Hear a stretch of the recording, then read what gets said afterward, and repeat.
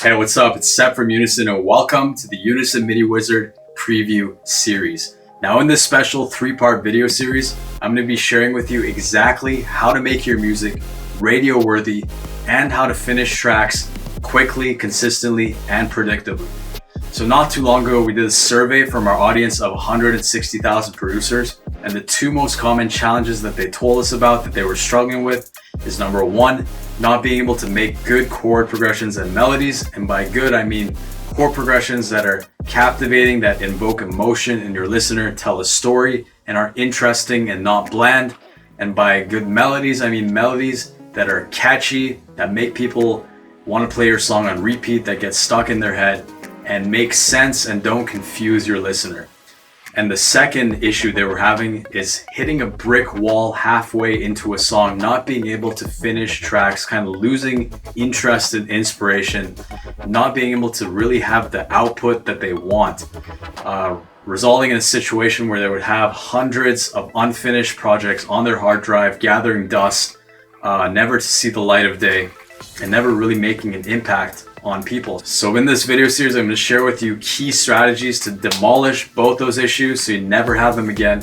But first, let me quickly introduce myself, because I think especially in music production, it's very important that you choose carefully who you learn from and take advice from, because if you learn from somebody who doesn't have the results you want, the best they're going to be able to teach you is to get their results. And if their results are subpar, then there's really no point. It's going to be a waste of your time. So I'll tell you what I've accomplished. And if you feel like my results are something that you would like to replicate or even surpass, then this video series is for you and you're going to get a ton of value out of it. So again, my name's Sep. I've been producing for over 7 years, over 10,000 hours at least. I have a remix featured on Trap City with over 20 million plays. I have 3 million plays on SoundCloud, 2 million plays on Spotify, 19,000 fans on SoundCloud. I've studied music production at the Musicians Institute in Los Angeles, Art Institute in Vancouver, Garnish, Dubspot. I was mentored by Grammy-winning producer Daryl Swan, and I could go on. And on top of that, I'm the co-founder of Unison. I didn't say all that to brag. As I mentioned before, if you would like to replicate some of these results or even surpass them, then you're going to want to listen to every word in this video series. It's going to be extremely helpful for you. Now, in a moment, we're going to jump inside my computer. I'm going to walk you through that remix I just mentioned that got 20 million plays on Trap City. I'm going to walk you through why it worked, why it resonated with so many people, the chord progression, the melody. I'm going to show you exactly how to implement those strategies into your own music. But before we do that, I want to share with you some quick fundamentals that you have to do if you want to make your chord progressions and melodies solid and radio worthy. So for your chord progressions, if you're making a more aggressive track, you only want 1 or 2 chords that repeat throughout the whole track. But if you're making a more emotional track that hits deep, you're usually going to want a 4-bar chord progression, because that's what lets people kind of loop it in their mind and get familiar with it.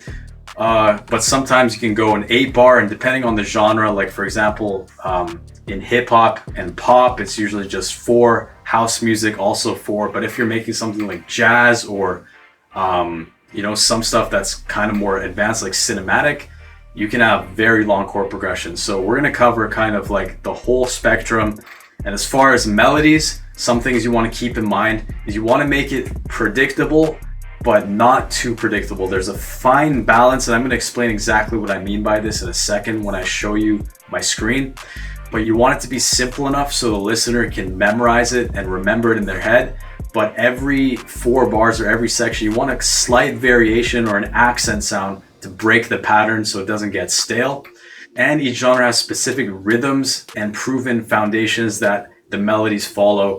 So you're going to want to look out for that as well. And by the way, in this video series, it doesn't matter what DAW you use. You can use Ableton, Logic, FL Studio, Cubase, Studio One. I could go naming them all.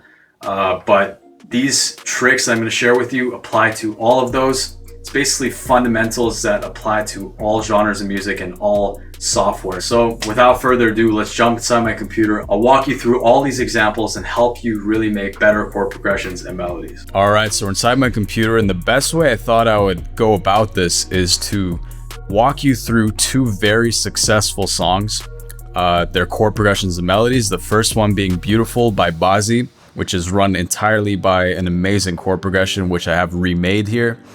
And then the second one being 10 Freaky Girls by 21 Savage, which is run by a very cool melody. So I've gone ahead, got this remade here.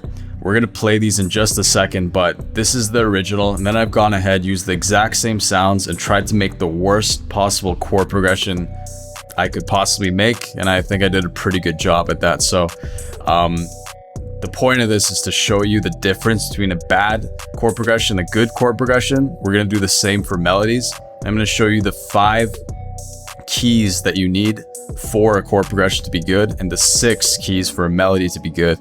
And after we cover all that, once you get a hang of the difference between a good and bad chord progression and melody, we're gonna jump into my remix that I mentioned that has 20 million plays, so we can see everything together in action with a good melody on top of a good chord progression, so you can see what happens when you do that. So without further ado, let's do this. So first I'm going to play the good chord progression, which is how it is originally, and then I'm going to play the bad one, and then we're going to go through what 5 things differentiate these and how you can apply those 5 things to make your chord progressions better. So let's go ahead.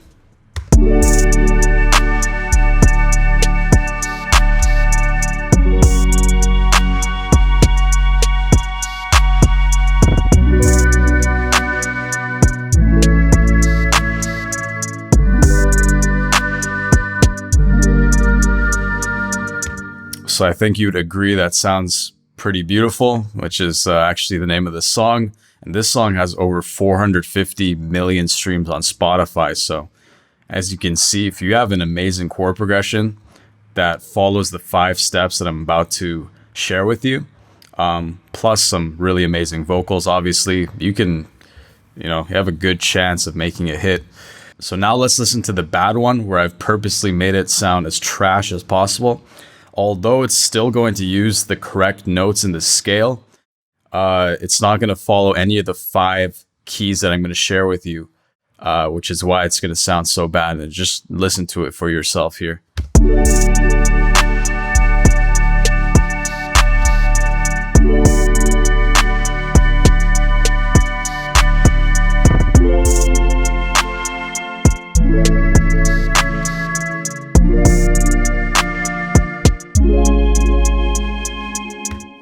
All right, so I think you can also agree that this sounds absolute trash. It's not something you would ever want to listen to more than once.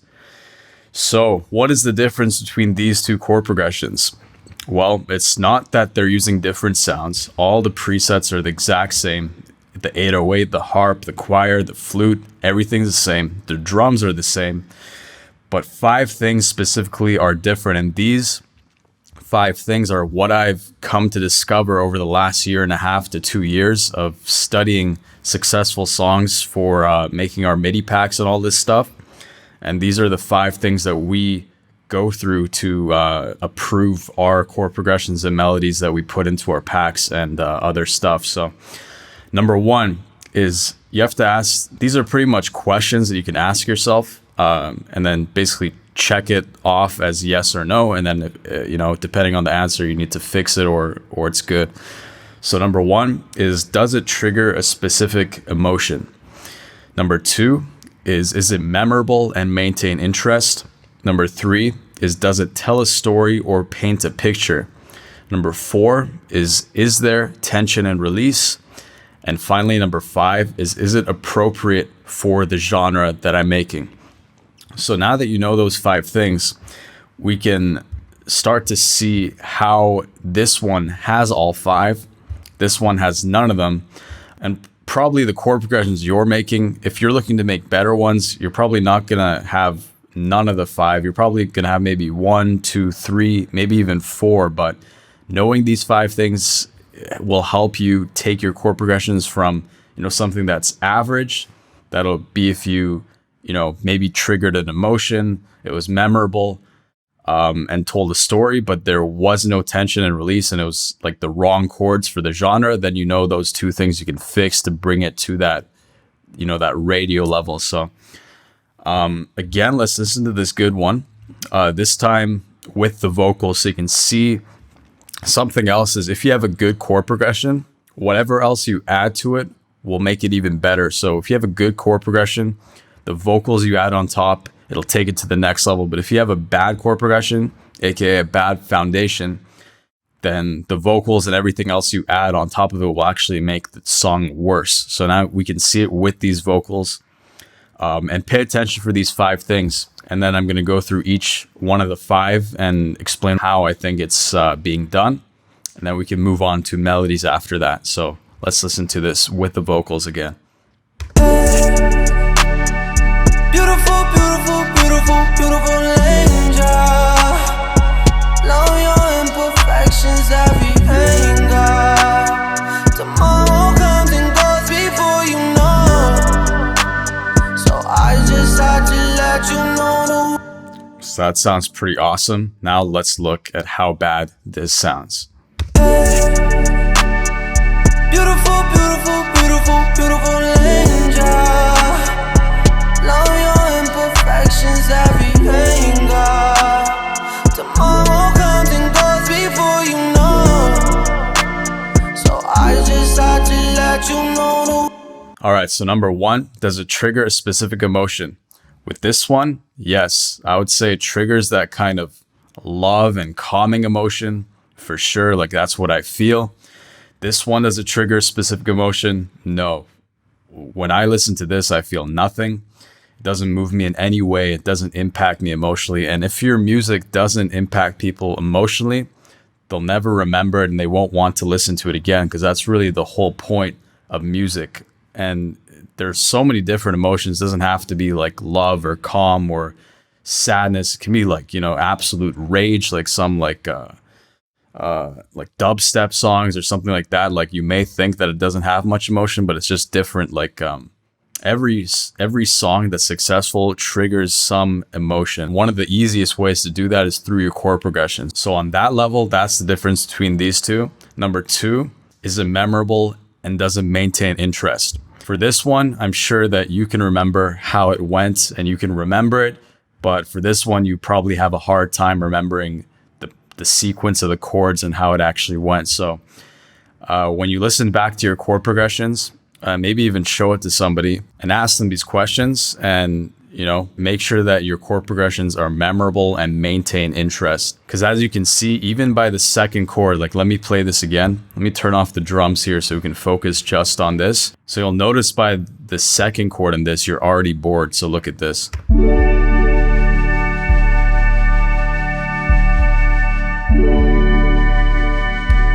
So it already sounds super boring. I mean, the only case this would be okay is in like some meditation music or something. But we're going to get to that in just a second, where your chord progressions have to be appropriate for the genre you're making. But then compare it to this. Even by the second chord, you're immediately moved and your interest is maintained.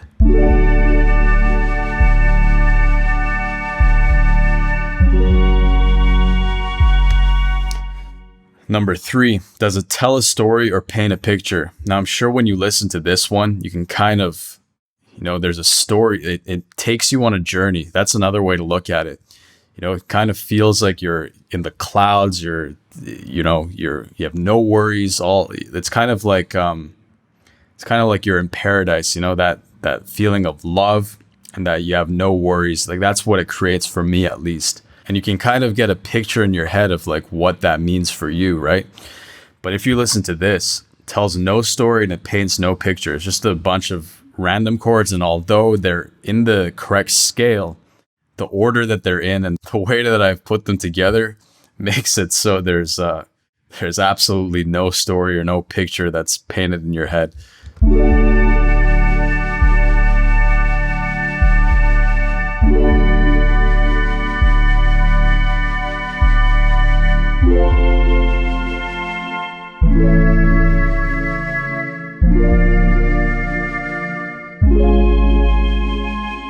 So while we're at it, let's go to step number 4 is, does it have tension and release? So did this tell a story or paint a picture in your head? Absolutely not. Did it have any tension and release? No. But now immediately let's listen to this and take these 2 things into consideration. See if it tells a story and paints a picture in your head, and see if there's tension and release, and if so, where and how it happens. And I'll explain it right after this.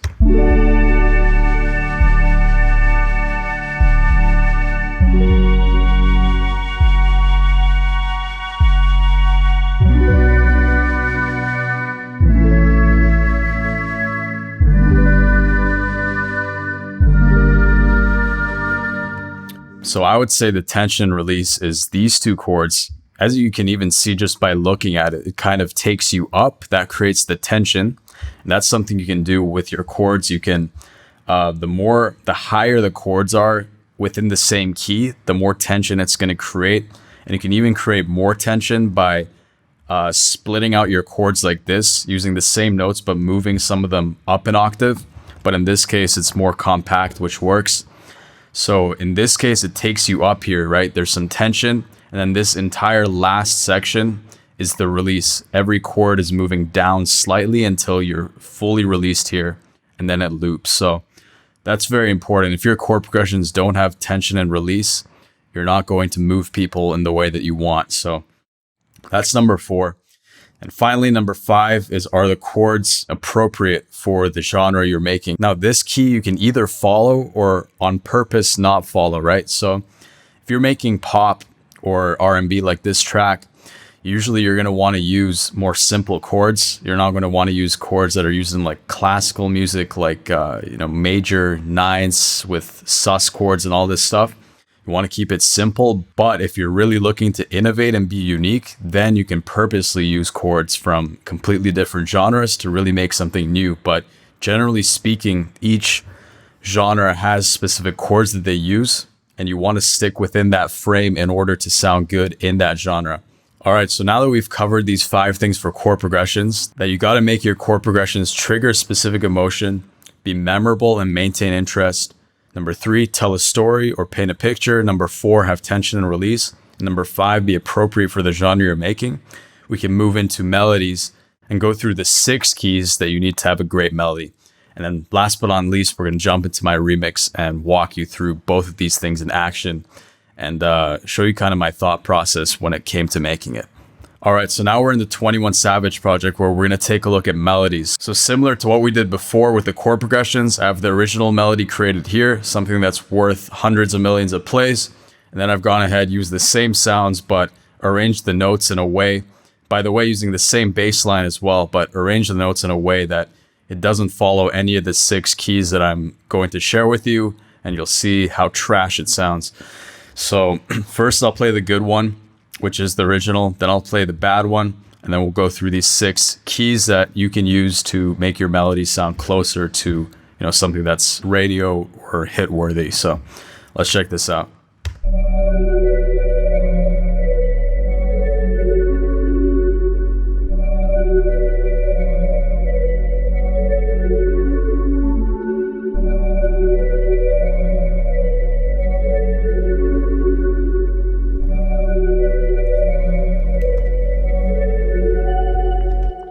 Now let's play the bad one.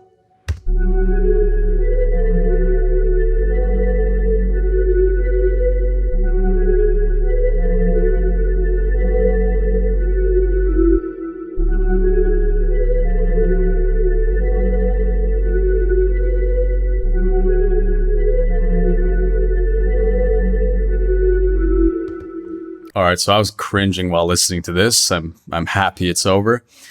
So the 6 things that your melodies need to have in order to sound at that pro radio hit level. So a couple of these keys are the same as the chord progressions, but there's some that are also different. So number 1, again, is, does it trigger a specific emotion? This one, the original one, I would say, yeah, it triggers that kind of spooky, maybe even aggressive emotion.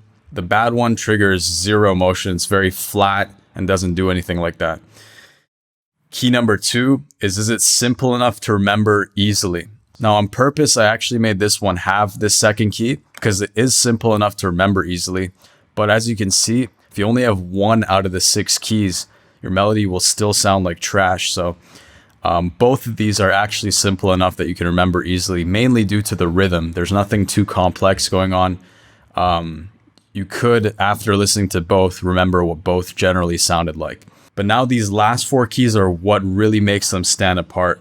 Now, key number 3 is it slightly unpredictable or break the pattern? And what I mean by this is, as you can see, at the end of each section here, so at the end of each 2 bars, there's something different, right? So over here, there's an additional 2 notes added, and over here, it goes higher. But in the other one that I made, it's literally the same thing repeated twice. So in your melodies, every second and fourth bar, or at least every fourth bar, you kind of want something to break the pattern and make it slightly unpredictable, or else people will go on autopilot mode and you won't maintain their interest. And after getting these last few keys down, I'm going to go through everything put together with the chord progression as well as some accent notes, which also help break the pattern. So let's keep going here. So the fourth key is there call and response. So if we listen to this right here, you can see that this section kind of completes this section and this one completes this one. So let's listen to this one more time all over.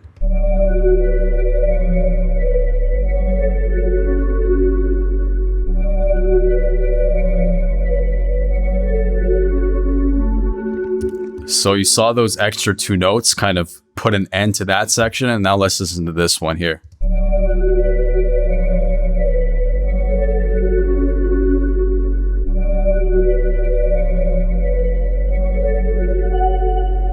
So that gives you a sense of completion and it's ready to loop again. You can loop this as many times as you want. It won't get boring for a very long time because it follows the call and response principle. So now we can move on to number 5, which is it congruent to the vibe and sounds?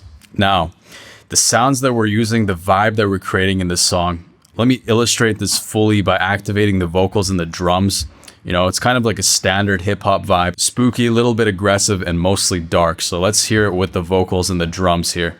Last altercation got 100 rounds in them. All my spots got a lot of bloodhounds in them. Ain't no furniture, it's just a lot of pounds in them. Perk soft hard, and I got the brown in them. What the bumper clock, Chateau, we don't ramp in them. Edgewood, Glenwood, Boulder Crest, and a hemp with them. Got a lot of sticks, you can get stamped with them. Tryna mediate the beef, you get. So now that we've gotten a feel of the vibe, we can know that this one, the notes that it uses, definitely are congruent with that feel and vibe, but this one isn't. So let's listen to this entire bad melody. Then I'm going to explain the certain notes that make it sound off. Last altercation.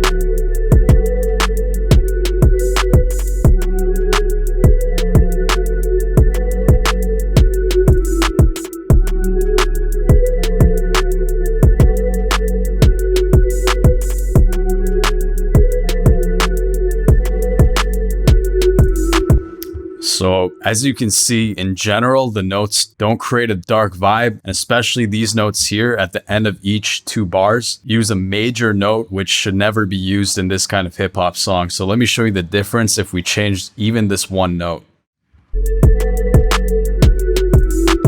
So that compared to,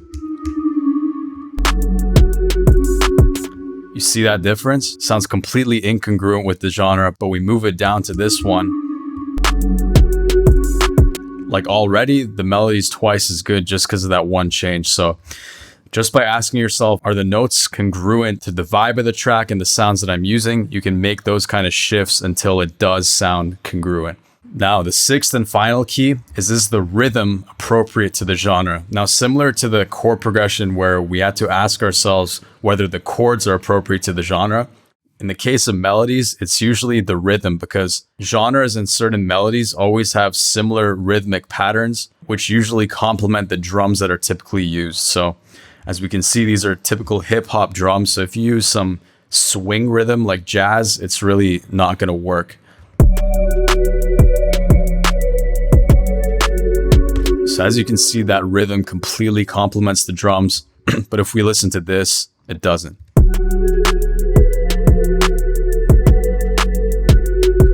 Kind of lagging and it really doesn't melt together. So the 6th and final key, you really want to make sure the rhythm of your melodies, first of all, complements your drums and also is appropriate for the genre you're making. But again, you can completely break this rule on purpose if you're trying to make something unique. So you could use a house music rhythm inside a hip hop melody, you know, if you're really trying to switch things up. But I recommend at the beginning of discovering these keys that you follow them. So now that we've covered the 5 keys to great chord progressions and the 6 keys to great melodies, we can jump into my Faded remix project, which got featured on Trap City with over 20 million plays. So you can see all this stuff in action.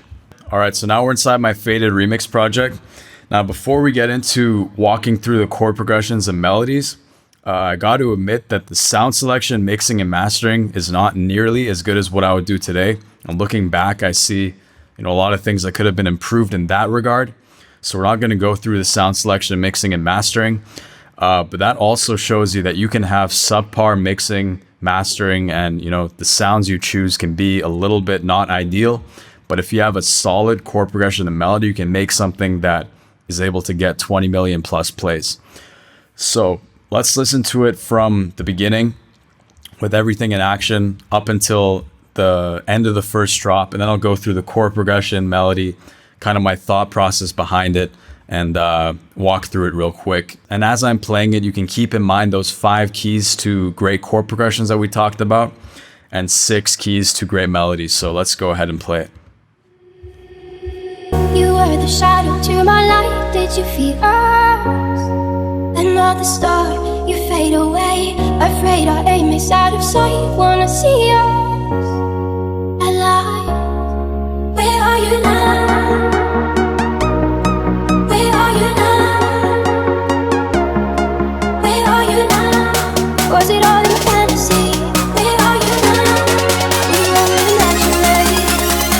Where are you now? I'm dancing. I'm dancing. Where are you now? Another dream. The monsters running wild inside me. I'm faded. I'm faded. So lost. I'm faded. I'm faded. So lost. I'm faded. All right, so let's go through the chord progression. So let's solo this here. And by the way, I forgot to mention all the MIDI files that I've gone through inside this video, including the Bazzi MIDI files, the 21 Savage MIDI files, and these ones, I'm going to put all into a zip folder, which you can download for free. So with that being said, let's get into this. So the chord progression is actually very simple, and it's one of the most commonly used chord progressions in hit songs. You really can't go wrong with this. Let's listen to it.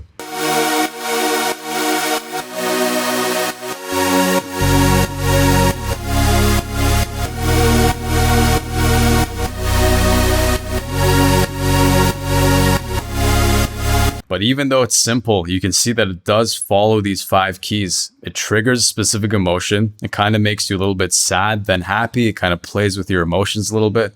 It's memorable. I'm sure you could already remember it after even listening to it one time. Does it tell a story or paint a picture? I would say yes. Does it have tension and release? Yes. It kind of creates tension in the first half, releases in the second half. And also, is it appropriate for the genre? And the answer would be yes, because this is kind of like a pop/future bass track. So this is an appropriate chord progression and chords to use in this. All right, so now let's take a listen to the melody. And I want you to pay attention, especially here, to see if you can identify which of the 6 keys are happening. So let's take a listen.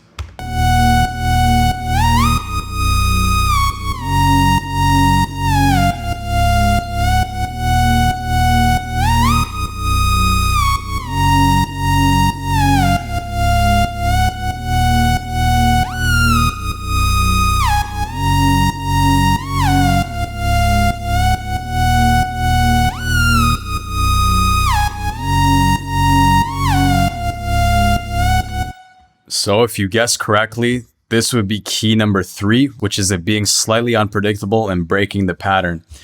So breaking the pattern can either be done inside 4 bars with just a quick accent note, or it can be done very obviously like it's done here, where the entire first bar of the melody changes to go from an upwards note pattern to a downwards note pattern, which really creates a different emotion, takes the track to a whole nother level. And as for the other keys, number 1, does it trigger a specific emotion? Yes. Is it simple enough to remember easily? Absolutely. Number 3, we just talked about, is it slightly unpredictable and interrupt the pattern?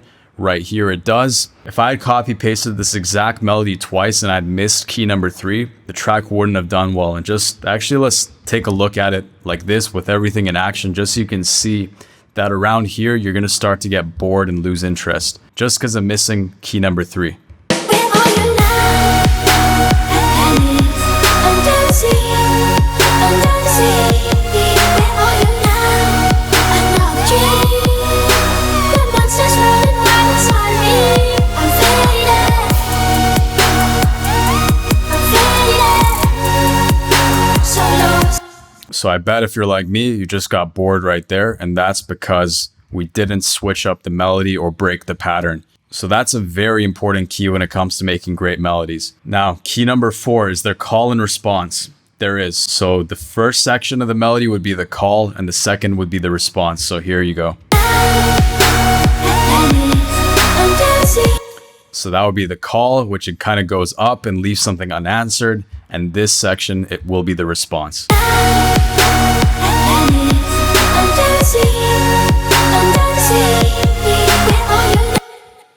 So number 5 are the notes congruent to the vibe and sounds used. So I would say yes, based on the fact that it really follows the chord progression nicely.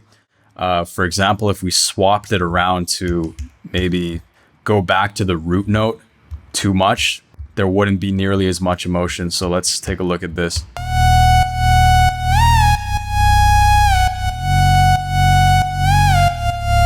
So this would actually be a decent harmony, but for the main melody, like the notes that I used are much more congruent to the vibe and the sounds. And last but not least is the rhythm appropriate for the genre. Now, because this is kind of like a future bass song, these long held out notes work really well.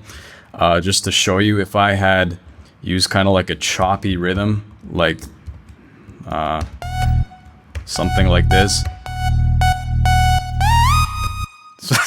So that definitely sounds really whack, but having these long held out notes, especially because the bass and the chord progressions are also held out, this worked really well.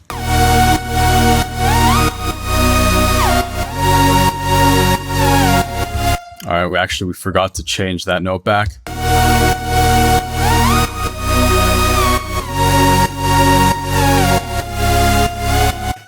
All right, so that's it. I hope that through these 3 examples, you learned how to make your chord progressions and melodies better. Your chord progressions by following the 5 keys of triggering a specific emotion, making it memorable and maintaining interest. Number 3, telling a story or painting a picture. Number 4, having tension and release. And number 5, having the chords be appropriate for the genre or not if you're trying to make something really unique. And your melodies by following the 6 keys of number 1, also triggering a specific emotion. Number 2, being simple enough to remember easily. Number 3, being slightly unpredictable and interrupting the pattern. Number 4, having call and response. Number 5, having your notes be congruent to the vibe and the sounds you're using. And finally, number 6, having your rhythm be appropriate to the genre, or again, not if you're trying to make something super unique. And again, I've put all the MIDI files from this song, the Bazzi song, and the 21 Savage song all into a zip file organized for you to download, so you can take a deeper look into the chord progressions and melodies so you can get a good idea of what good ones sound like. All right, so I hope that was helpful. I hope you learned some awesome strategies on how to make better chord progressions and melodies. Now in the next video, I'm gonna go through my proven formula on how to finish tracks quickly, consistently, and predictably. This strategy that I've developed over the last 2 years really makes it concrete and step by step. And the way I've been able to develop this is over the last year, I've been studying every genre, the top tracks, exactly what elements they have, and the common threads and patterns. So basically I've dissected that, and I'm going to share with you a strategy that you can use to really finish your tracks consistently, predictably, so you never have to be confused at any stage in the production process ever again. Now, if you enjoyed this video, I would love to hear from you. Please leave any questions you have in the comment sections below. I'll be going through and answering them personally, so if anything was unclear, if you had any additional questions, leave them below. I'll answer them, and I look forward to seeing you in the next video.